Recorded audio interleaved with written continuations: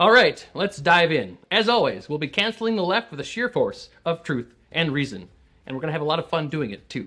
We have a particularly jam-packed show for you today. First up, Elon Musk has released thousands of internal Twitter documents. The documents show that Twitter, and big tech in general, have been up to no good. The radical left, and even the government itself, have been using big tech to censor information and influence elections. I'll give you all the details and discuss the implications of this huge, breaking, and still developing story. Then, we'll go behind the headlines and take a close look at the big First Amendment case recently argued before the Supreme Court. Is Colorado trying to destroy free speech and religious freedom? Well, it certainly looks that way. Plus, the runoff Senate election in Georgia is underway. You'll be shocked by the heretical tweet that Reverend Warnock put out. And then he deleted it. Then, is Meghan Markle running for president? Oof. It sure looks like she may be headed in that direction. We'll discuss that terrifying prospect. And then finally, in our Doug's Deep Dive segment, we're going to sum up our previous 4 segments analyzing and exposing the evils of the Chinese Communist Party. And we will ask, what should America be doing about the CCP? So grab your popcorn and settle in. We've got a lot of ground to cover, and you certainly won't want to miss a single minute of today's show. A battle for the fate of America rages. The radical left seeks to destroy the very foundations of our republic. God, the family, and the Constitution are under attack. Amidst the chaos, Doug Wardlow speaks truth and points the way back to freedom. It is time to go on offense. This is Founding Principles with Doug Wardlow. Hello, I am Doug Wardlow, and welcome to Founding Principles. It just might be the scandal of the century. The consequences of this scandal for our elections, for big tech, for free speech, and for our constitutional rights more generally are absolutely enormous. So, Elon Musk's Friday night release of thousands of internal company documents show that Twitter was doing the bidding of the Democratic National Committee and the Biden campaign during the 2020 election. Back channels were set up between and then used by the DNC, the Biden campaign, and Twitter to flag and suppress stories and sources that the Democrats don't want the public to see. But it isn't just a political party and a presidential campaign that have been caught red-handed colluding with big tech to suppress speech and influence elections. No, it is the government itself as well. The documents released by Musk show that Biden officials were using the back channels with Twitter to suppress speech that reflected poorly on the administration. And they were doing that after Biden became president. In addition, during the election, before Biden became president, the FBI was also feeding information to Twitter in an apparent attempt to convince Twitter to censor and suppress stories like the one about Hunter Biden and his infamous laptop. So you heard me correctly. Agents of the US government were pressuring Twitter to censor information in order to influence an election. That is a huge scandal. It should be the top headline on every single news station and in every newspaper across the country. But unfortunately, it isn't. I heard that on Sunday's news shows, morning shows, the major networks covered the story for a combined total of 7 seconds. Unbelievably bad. The media is trying to cover its tracks on this one. But this story is huge, and it should be a huge headline because this story goes far beyond Hunter Biden and his laptop and Hunter's dad, Joe. The story, this scandal, demonstrates that the radical left and the Democrat Party will stop at just about nothing to silence conservatives and to manipulate elections. It demonstrates that the left and the Democrats don't care one iota about free speech or the First Amendment or fair elections or even the Constitution itself. They care about one thing and one thing only: power, or more specifically, holding on to power, accumulating power. Now, as a result of back-channel communications from the Biden campaign and the DNC, Twitter suppressed the New York Post's story on Hunter Biden and his laptop. Ultimately, Twitter suspended the New York Post's account entirely. The New York Post story on Hunter, you will recall, was extremely explosive. The Post ran the story entitled "Smoking Gun Email Reveals How Hunter Biden Introduced Ukrainian Businessman to VP Dad," authored by Emma Jo Morris and Gabriel Fonrouge, on October 14th, 2020. The story detailed how Hunter Biden introduced Joe Biden, who was then vice president, to a top executive at Burisma, the Ukrainian natural gas and energy company, less than a year before Vice President Biden got Ukrainian officials to fire a prosecutor who was investigating the company. The meeting came to light because of an email found on Hunter Biden's laptop that mentioned the meeting. That email, sent by an advisor to Burisma's board, thanked Hunter for inviting the man to D.C. and giving him the opportunity to meet then Vice President Biden. This was about a year after Hunter joined the Burisma board, a position that reportedly paid him $50,000 a month. Despite the fact that Hunter has no experience in the energy field whatsoever, and really nothing at all to recommend him whatsoever for any position of any kind of authority or responsibility, except, of course, his connection to his dad, Joe Biden. The New York Post story also reported that another email found on the laptop from the same Burisma advisor asked Hunter for advice on how he could use his influence on Burisma's behalf. The story pointed out that the emails contradict Joe Biden's claim that he had never spoken to Hunter about his overseas business dealings. In short, the New York Post story revealed direct smoking gun evidence of outright corruption involving a candidate for president of the United States, Joe Biden, and a foreign energy company that is tied closely to the government of a foreign power. Clearly, the story was extremely newsworthy. The New York Post, they had a huge scoop on their hands, and they take seriously the role of journalists to ensure that the truth about government leaders and political candidates is known to the public. But the DNC and the Biden campaign, well, they could not tolerate the truth coming out. It was obvious to them, just as it is obvious to all of us right now, that these hugely significant revelations would seriously hurt Biden's chances to win the presidency. In fact, polls taken after the presidential election show that the full truth would indeed have tipped the election decisively in Donald Trump's favor. So what did Biden and the DNC do? Well, they pulled out all the stops to get big tech to suppress the story and to prevent the legacy media from reporting on it at all. They used those back channels to Twitter. According to commentator Matt Taibbi, who Elon Musk has apparently given the task of combing through and releasing information from the trove of Twitter internal documents that Musk made public on Friday, Twitter took, quote, extraordinary steps to suppress the story, removing links and posting warnings that it may be unsafe. Apparently, according to the internal Twitter documents, Twitter even blocked transmission of the story via direct message. And that's something that Twitter usually only does in extreme, very, very extreme cases, for example, those involving child pornography. So Twitter did absolutely everything it possibly could, and even went against its own usual policies in order to make sure that as few people as possible learned about the New York Post's earth-shaking report on the foreign corruption of Joe Biden and his son. Now, Taibbi goes on to report that Twitter even locked White House spokeswoman Kylie McEnany out of her Twitter account for tweeting about the Biden laptop story. We are talking about blatant censorship here, not just by a private company. Rather, this is censorship by a private company done at the behest of the United States government. And that means that the censorship violates the First Amendment's guarantee of free speech. Now, apparently, a few Twitter employees did push back. They pushed back on the censorship, but not many and not much. A few did question whether the censorship was appropriate. According to the internal Twitter documents released by Musk, those who questioned the censorship of Hunter Biden and the corruption story were told to sit down and shut up. The Deputy General Counsel of Twitter explained that the censorship was necessary because, you see, he thought that it was possibly the result of a Russian disinformation campaign.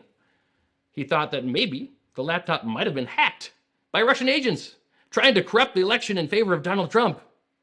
Now, that is, of course, ludicrous, and it has no basis in fact, but that's what he said. That's what he said to push forward the censorship. And it worked. But where would Twitter's Deputy General Counsel get that kind of idea about Russian disinformation and hacking and leaking? Sure, he is probably a crazy leftist who believes that the Russians are everywhere, lurking and plotting schemes to aid Donald Trump from behind every dark corner. But he may have gotten the idea from, well, just guess. Guess who? Did you guess the FBI? If you did, you are absolutely correct. According to a recent story by Miranda Devine, also from the venerable New York Post, the FBI, quote, the FBI warned Twitter during weekly meetings before the 2020 elections to expect hack and leak operations by state actors involving Hunter Biden, and likely in October, according to a sworn declaration by Twitter's former head of site integrity, Yoel Roth. Now, Ms. Devine goes on to report that the warnings were extremely specific, so much so that they led Twitter to censor the Post story on Biden's laptop. Now, Elon Musk, after releasing the trove of internal Twitter documents, described the move as election interference. No, Musk is entirely correct, of course. And the FBI reportedly held these weekly meetings with other social media platforms as well. They didn't confine their big tech censorship efforts to just Twitter alone. Oh no, they went after all the big tech companies.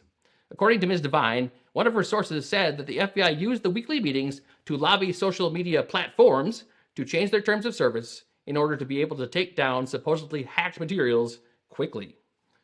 The FBI, you see, understands that censorship is not effective unless it is swift, especially in the social media age where a story can go viral and reach millions in a matter of hours or even minutes. Okay, so let's step back for just a moment. What do we have here?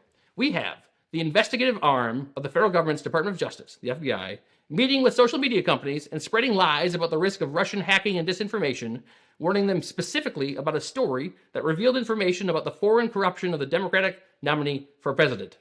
Then you have that presidential candidate's campaign and the Democratic National Committee using back channels with Twitter to get the social media company to suppress stories like the Hunter Biden story.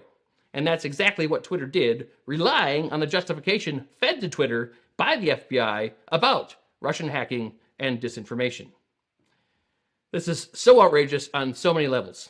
A national political party and the government itself used big tech to influence an election, to rig an election for the highest office in the land. And because the government is involved, that violates the First Amendment. Now, the Democrats long ago abandoned nearly all respect for the First Amendment's guarantee of free speech. In fact, one of the internal Twitter documents released by Musk shows exactly that. Now, just one day after the New York Post broke the Hunter Biden laptop story, the research firm NetChoice, used by Twitter's public policy division, reported to Twitter that it had polled 12 members of Congress about their reactions to the Hunter Biden laptop story and big tech's handling of it. The 12 members of Congress included 9 Democrats and 3 Republicans. Now, a passage from a letter from NetChoice to Twitter's head of public policy was posted by Matt Taibbi. It's a very interesting excerpt. The letter shows that the 9 Democrats were universal in their shocking disdain for free speech and the First Amendment. The Democrats complained that social media doesn't do enough to moderate so-called harmful content, observing that if big tech companies moderated more, then, quote, conservatives wouldn't even think to use social media for disinformation, misinformation, or otherwise, close quote. The Democrats, according to the letter, universally believe that conservatives are, quote, corrupting democracy, which in their minds justifies more so-called moderation, read censorship, by social media companies. And they also noted that the First Amendment is not absolute. Wow. Just wow. So these 9 Democrats, interviewed by NetChoice for Twitter, all think that conservatives should be censored into complete silence by big tech, apparently at the behest of our benign guardians and overlords over there at the DNC, no doubt. They are correct that the First Amendment has certain very limited exceptions in certain specific situations. But it is about as absolute as any guarantee under the Constitution could possibly be. And that's for a reason. That's because our representative republic requires free speech so that we can test out policies and ideas in the marketplace of ideas. We can debate and discuss and criticize the government. If the government shuts down and censors free speech into oblivion, a prospect that those 9 Democrats don't appear to quarrel with at all, then our elections, well, they just won't be able to function properly. Just think about it. If voters don't have good or complete information, and the information that the voters do have is entirely managed and controlled by the people already in power, then guess who that information will favor? Well, the people already in power, of course. So that's what this is all about. Power. The left and the Democrats, they don't care about anything else. They don't care about the Constitution or election integrity or free speech or any of your other rights, so long as they can hold on to power. Fortunately, thanks to Elon Musk, we now have a new trove of critical evidence that exposes exactly what the Democrats and the radical left have been up to. And now, let's move on to Behind the Headlines. First up, yesterday, the United States Supreme Court heard arguments in a very important First Amendment case that mirrors the Masterpiece Cake Shop case. The case is 303 Creative versus Evans. Now, Lori Smith, through her business 303 Creative, she makes unique websites to help couples celebrate their weddings. Now, Lori should not be compelled to create websites, wedding websites, and of course, websites obviously amount to speech and expression. That's what they are, words and expression on the internet that you put out there. She shouldn't be able to create, shouldn't be forced to create those kinds of websites and expression that go against her sincerely held religious beliefs. In other words, Lori Smith should be able to offer to create websites only celebrating weddings that are consistent with her beliefs. Now, the same Colorado agency that targeted Masterpiece Cake Shop owner Jack Phillips, well, they went after Lori and her business. The matter made its way all the way up to the United States Supreme Court. Before it got to the Supreme Court, the Circuit Court for the 10th Circuit Court of Appeals, shockingly ruled that Colorado law required Lori to promote weddings and promote speech and expression that goes against her conscience. That is a terrible and shocking decision. Obviously, that's a First Amendment violation, and the 10th Circuit got it wrong. So let's hope the Supreme Court reverses the 10th Circuit and protects Lori's First Amendment rights. I just want to highlight one very interesting exchange that occurred during the oral arguments on this case. The exchange was between Justice Gorsuch and the Colorado Solicitor General. It went like this. Justice Gorsuch asked Colorado Solicitor General Eric Olson, Mr. Phillips had to go through a re-education program, did he not? And here Justice Gorsuch was referring to Masterpiece Cake Shop owner Jack Phillips. The Colorado Solicitor General retorted that the program was actually training to educate Phillips about Colorado law.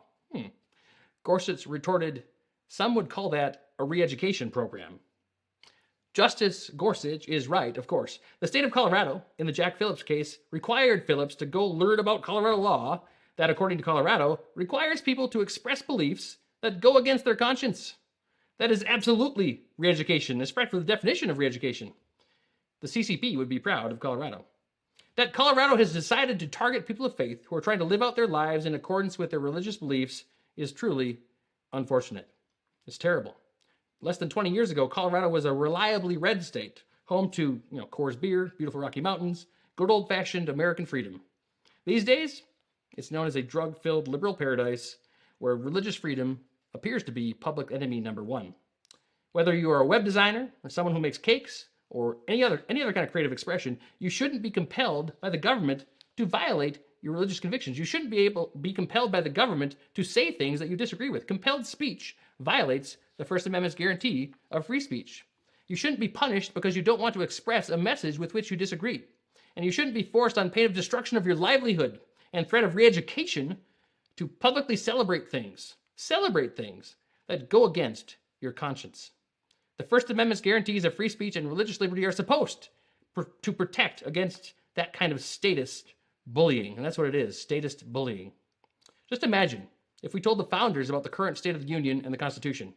Imagine if they heard the things our government was forcing citizens to do. They would be horrified.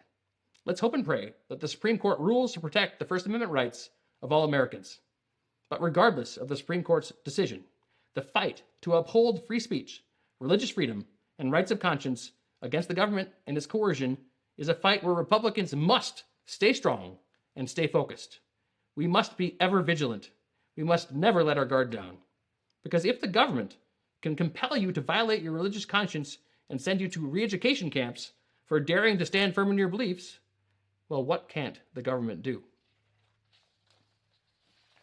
Secondly, from Georgia, Reverend Raphael Warnock apparently thinks Easter is more important than Jesus? Today is the special runoff election between Raphael Warnock and Herschel Walker, and now, at the time of this recording, there are not many hours remaining before the polls close. A new poll came out recently showing the race is within the margin of error, a statistical tie, and that's, of course, very good news. Even though we won't have control of the Senate regardless of the outcome, one more vote makes it harder for the Dems to get past a filibuster. Not that the Senate GOP leadership appears to be very interested in stopping anything that the Dems want to do, of course, but it's still theoretically nice. Now, I'm not going to predict a winner, and this still looks like an uphill race for Walker. By the time you see this video, the results may already be known. But do want to highlight one interesting thing. Some of the coverage in this race has highlighted the personal struggles of Walker, and also they've highlighted at the same time the fact that Raphael Warnock is a reverend. Many in the left-wing legacy media seem to draw the conclusion that the Christian right, well, they should support Warnock, because at least he's a man of God, unlike that terrible Walker fellow and with all of his sins and stuff. Give me a break. It's just ridiculous. As a Christian, I believe, and the truth is, we are all sinful creatures, and we all fall short of the glory of God. I believe it is through Christ alone that wretched sinners, that is, all of us, can be saved. So no man is perfect, far from it. So what I'm about to say doesn't contradict those simple truths. No one can be other than an imperfect Christian because all of us sin and all of us are imperfect. But there's a difference between falling short of the glory of God and preaching the antithesis of the gospel message as a pastor. Raphael Warnock may be a pastor, but it seems that he's a pastor of a church that I'm not at all familiar with. First, Reverend Warnock has made it abundantly clear that he is pro-choice. He's a pro-choice pastor. Now, that's like saying that you're a pro-meat vegan or a pro-summer snowman. These things don't mix. It's a contradiction in terms. But then there's this. In a now deleted tweet, Warnock recently said, quote, "The meaning of Easter is more transcendent than the resurrection of Jesus Christ. Whether you are a Christian or not, through a commitment to helping others, we are able to save ourselves." Close quote. What? Excuse me? Easter, of course, is defined as the day on which we celebrate Christ's resurrection. And Warnock is saying that that day is more transcendent than Christ's resurrection? I'm pretty sure that's complete nonsense, Reverend Warnock. But then the very Reverend Warnock's tweet goes even crazier and further. He says that salvation is open to anyone, regardless whether they believe in Christ, and further, that people can actually earn their own salvation by helping other people. Sounds like the doctrine of works that has been deemed heretical by pretty much everyone. So apparently Warnock thinks that Easter isn't about Jesus. He thinks that it's about people who may or may not believe in Jesus earning their salvation through works. Now that's about 5 different kinds of heresy, all packed into one short, ridiculous tweet. No surprise that he deleted it. The tweet was too crazy and heretical even for the ELCA, and they're a bunch of leftist loons. Georgia Christians, I hope you are making the right choice today. You have a flawed man who has publicly stated his shortcomings. This man will be a reliable vote for religious freedom, for life, and for the conservative agenda. On the other hand, you've got a heretic who loves abortion, does so publicly, diminishes the gospel message, and will vote for any insane bill that tramples religious freedom. He doesn't even know what Easter is, and he thinks that anyone can earn their salvation by doing works. The choice is very clear indeed. Finally, on Behind the Headlines today, we have an interesting one here. Meghan Markle and Prince Harry have a new reality show coming out. Oh joy. Now I assume that all of you are, like me, extremely excited by this news, waiting with bated breath for the show's premiere, ready to watch every moment of what will certainly be absolutely riveting television. I just can't wait, watching that royal couple do whatever it is they do on a daily basis. No, actually I'm kidding, and you know I'm kidding. Watching these two ridiculous, stuck-up, and terribly disrespectful people do whatever they do every single day sounds about as entertaining as water torture. So that means not a good time. But because Meghan Markle is a radical leftist loon, an arrogant elitist, and a celebrity, she is, of course, perfectly qualified to become the Democrat nominee for president. All the qualities the Democrats want, right? And she very well might just do exactly that. So it's worth at least spending a moment or two to discuss these two royal family clowns. Now, I've never really understood the fascination with the royal family. The media fawns over them. It's crazy. Don't get me wrong. For Britain, the monarchy provides stability, and it's supposed to help carry forward and civilize tradition and be the focal point for the defense of the faith. I question whether it's functioning well in those regards, especially now that Queen Elizabeth II has passed away.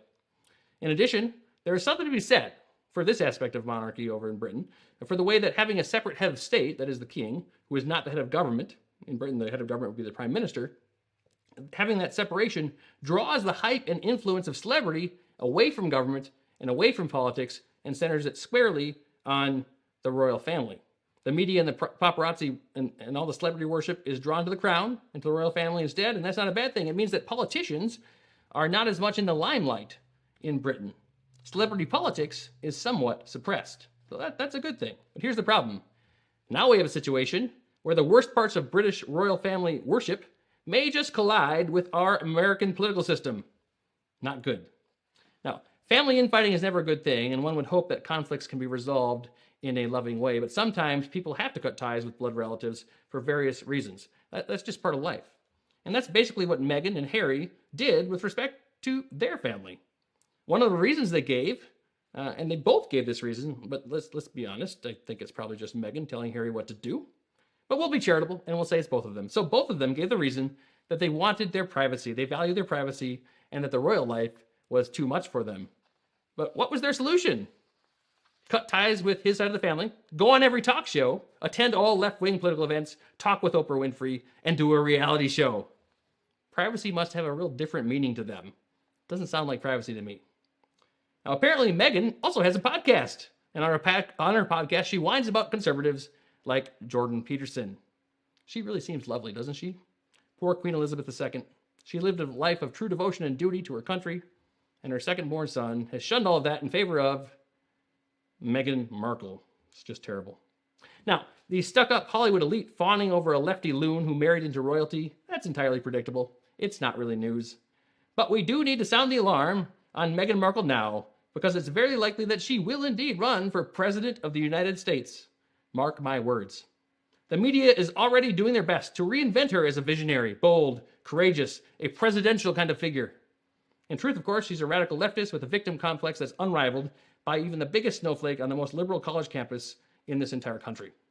And that's why Meghan is not just a silly and ridiculous person worthy of derision and ridicule. Now, don't get me wrong, she's all of that.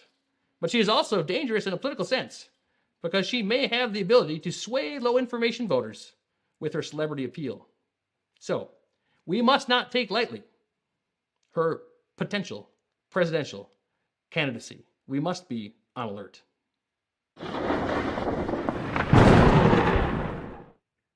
Evil. We know it when we see it.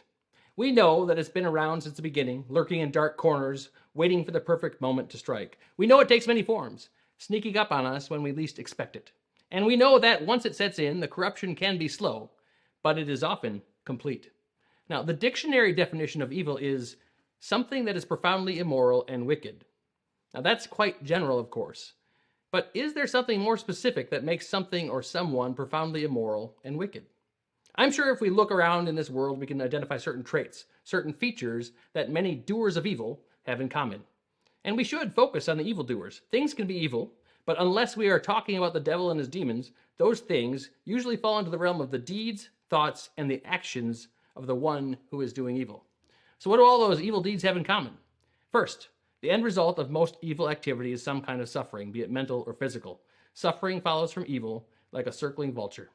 Sometimes it is physical pain, maybe it's discomfort, misery, often it's anguish of loss, sometimes death. Mass suffering, with thousands or millions of people languishing in agony, perhaps marks the height of evil. And we have seen that in our lifetime. But mass suffering doesn't just happen out of the blue. Of course, there are natural disasters and sudden accidents that can cause it, but mass suffering usually has a distinctly human cause. Wars come to mind, as do the atrocities our history is frankly filled with. Sometimes these things may begin out of ignorance or something innocent, but if you dissect the incidences of mass suffering in the world's past, there is something more sinister at work. In fact, certain of the worst doers of intentional evil seem to get some kind of sick joy out of it. That's a sure sign of a twisted and dark soul. Very often, like the ruling class in the Soviet Union, the evildoers benefit from the evil. So how does one go about causing mass suffering? Well, control. Absolute control is first. Without that, the evildoer can't perpetrate anything on the masses, let alone mass suffering. And the more control the evildoer has, the more suffering they can dole out. So causing mass suffering through a regime of absolute control while taking enjoyment in the suffering of others and benefiting from it. That seems like a pretty good working description of the worst kinds of evil. You know what? It's also a pretty good description of the Chinese Communist Party. Over the last 4 episodes, we have detailed some of the worst abuses of the CCP. So be sure to go back and watch all 4 of those segments on China, as well as our segment on the recent protests that swept the country. We'll be releasing all of those segments as individual videos very soon. So we have painted a very clear picture of the true evil of the CCP, starting with Mao and his 65 or more million dead. You see, dissent is not tolerated in the uber-authoritarian state, to the point where the CCP killed 10,000 Chinese citizens during the Tiananmen Square protests in 1989.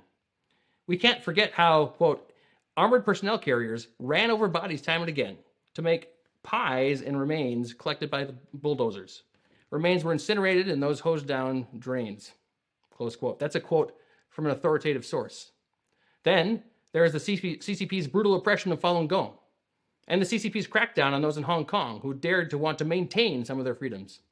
And don't forget that to this day, the CCP executes 8,000 people per year. We can be sure that those 8,000 people include political dissidents, Christians, and others who are undesirable in the eyes of the CCP. And you can bet that most of them don't get anything resembling a fair trial.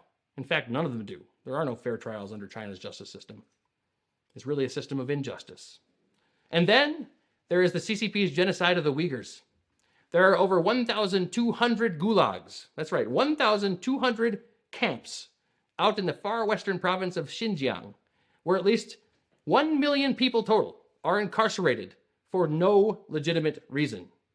And there is good reason to believe that that number is likely many times higher. The prospect of forced sterilization, rampant torture, rape, and disappearance await anyone who belongs to a targeted ethnic or political group, or anyone who risks airing their political dissent with the CCP publicly. Uyghur populations and growth rates have dropped to the point where the entire Uyghur people are at risk.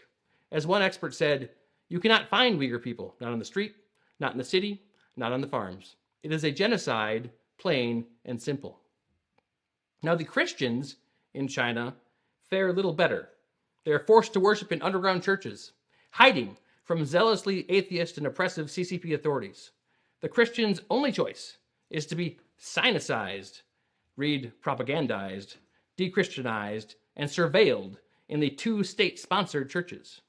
But even those 2 state-sponsored churches have seen crackdowns. Midnight raids see churches destroyed, and members ending up in brainwashing camps where they are beaten and tortured to force them to renounce their faith. Many Christians end up in the gulags in Xinjiang province alongside their Uyghur brethren. Now, the people who find themselves in the CCP's ever-expanding gulag system, those 1,200 camps in Xinjiang, well, all of them become part of a huge organ donor pool. Prisoners are medically screened, and those who fit the profile of a healthy organ donor are noted, their files marked with a special red X. Then, when someone who wants an organ contacts one of the many CCP organ transplant facilities, they pay huge sums of money, and the organ is harvested from one of the inmates and sent to the proper hospital. This evil and terrible backwards procedure explains why wait times for organ transplants are many times lower in China than the rest of the world. Worse still is how they harvest the organs, many times doing so before brain death. The harvesting procedure is the actual cause of death. Well, that's the definition of terrible pain and suffering. Absolute control, mass suffering, and taking pleasure in the suffering of others and benefiting from it. All of these are on full display in the CCP's China. Tens upon tens of millions of people in that country are suffering, many in the worst ways possible. People all over China, many out west, but it's happening everywhere. They have no idea where some of their loved ones even are. Many are never seen again. They're just plucked away, disappeared. Torture within the gulags is so pervasive that former detainees, almost to a man or woman, swear to the pleasure that the guards and overseers would take in their pain. You see, the evil of the CCP has stained and darkened their souls. And evil begets evil. It grows, it spreads, it festers. The longer all of this goes on, the worse it will get. This isn't going to solve itself. Evil, especially of this nature, this scope, must be dealt with directly. We must confront it. It's not going anywhere. No, rather, it will further entrench itself and bring even more people under its sway. And there's evidence of this from within the gulags. In her book, the former teacher named Seyragul, who escaped to Kazakhstan, details something very disturbing. Now, she claims that she saw papers stamped classified while working in her capacity as a teacher in the camps. Those papers, they outlined a CCP 3-step plan. According to Seyragul, step 1 was to take place from 2014 to 2015, and it was to, quote, assimilate those who are willing in Xinjiang and eliminate those who are not. So assimilate the willing, eliminate the ones who aren't. Step 2, from 2025 to 2035, she says, is to take place, quote, after assimilation within China is complete. Neighboring countries will be annexed, close quote. Step 3, she claims, is set for 2035 to 2055, so it's further out in the future, and she describes it this way, quote, after realization of the Chinese dream, then comes the occupation of Europe. Well, the CCP's so-called Chinese dream is in fact a nightmare for China and for the world. And even though this is one person with no hard evidence, why would we not believe this, given what the CCP has already done to the Chinese people? This begs the question, what are we to do about all this? Well, there's only one thing to be done, and that is resist. Evil must be confronted and resisted whenever possible and wherever possible. And this evil, once we know the true nature and scope of it, will rival any we have seen yet on Earth. The CCP, with their military and security institutions, is likely the most secretive and covert organization on Earth. I think we will find that what we know today is only the tip of the iceberg of all the terrible things the CCP has been doing in China. That makes it even more important that we resist and act now. But what exactly are we to do? We have a unique opportunity that presented itself starting just this last week. Chinese citizens have been protesting in mass about, according to the media, unreasonable CCP COVID lockdowns. But of course, the protests have been about much more than that. The protesters have said as much. They are chanting, "Step down Xi Jinping, step down CCP." You see, there is pent-up frustration about the crumbling economy, lack of freedoms, the lockdowns, crackdowns on Christianity, the Uyghur genocide, oppression within Hong Kong, organ harvesting, and the general heavy-handedness of the CCP and how it destroys and takes away the rights of the people. Millions of Chinese people have been openly defying the government. They are calling for the resignation of Xi Jinping, and they are calling for for the CCP to be removed from power, and that's unheard of in China. Open dissent, especially of this magnitude, is usually met with violence in China. But this time is different. The CCP is going after these protesters, but they're doing it in a different way. They are tracking their cell phones and finding them later, calling people whose phones were shown to be near protests for questioning and other things probably. They are probably in the process of rounding up the leaders of the protests under the cover of night to disappear them. And where do they go? Well, into the camp system. I'm sure that's where they go. But what they are not doing, what the CCP is not doing, that's what's telling. There are tanks out and about here and there, but there is no large public crackdown. They don't have the political capital, you see, to do that. Otherwise, they would have, in a heartbeat. Things are different. The Chinese people have tasted some freedom. The CCP know that if they crack down in true CCP style, two things will likely happen. Now, they watched Russia be strangled by sanctions after invading Ukraine. The same could and should happen to the CCP if they proceed Tiananmen Square style. Second, Chinese people are no longer afraid to go this far. These protests are the largest since Tiananmen, and it's not just students and their supporters.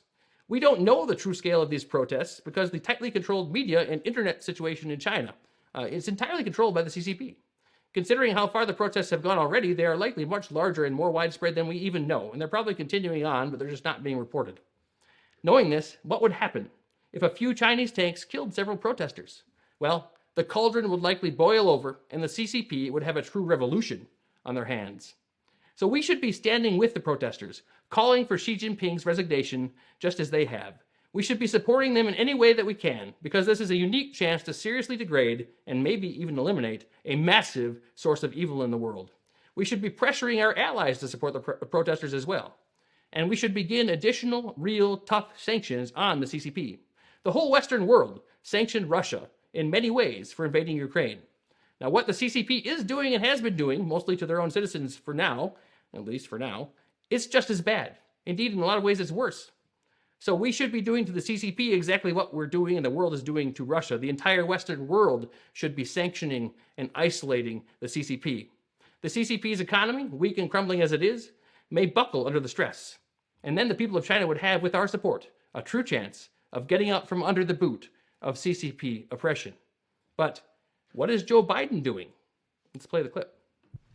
Ladies and gentlemen, distinguished guests, please remain in your seats until the official delegations have departed. Thank you, folks. All right. Sir, do you have a message to the protesters in China you put better wrong?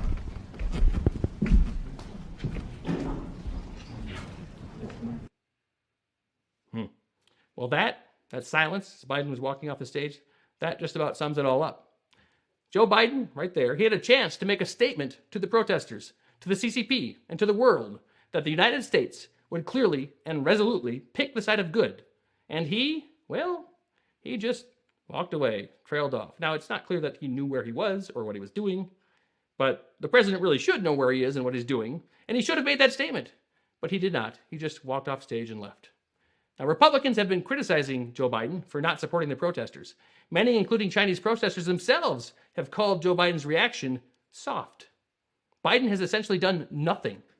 Is that because he and his son Hunter are in the pocket of the CCP? Is it because he is just a weak leader and cannot recognize the gravity of this situation and its potential for good? Or is it both? Well, it doesn't really matter why. The fact is, Biden and his people are letting an enormous opportunity to confront and possibly defeat evil and do a tremendous amount of good for the people of China, for our own country, and for the entire world just go by the wayside. Maybe evil has already spread to them, enveloped them to the point where they are simply now its agents. Or maybe they truly are ignorant of what is really going on in the wider world and in China. Either way, history has demonstrated time and again that weak, tepid responses to evil lead to one thing and one thing only: more and worse evil. Thanks a lot, Joe.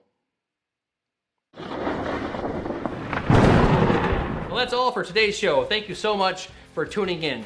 Be sure to like and subscribe to the channel. It's very important to do that. It really helps us grow the channel and grow its impact. And please be sure to tune in next time for Founding Principles with Doug Wardlow.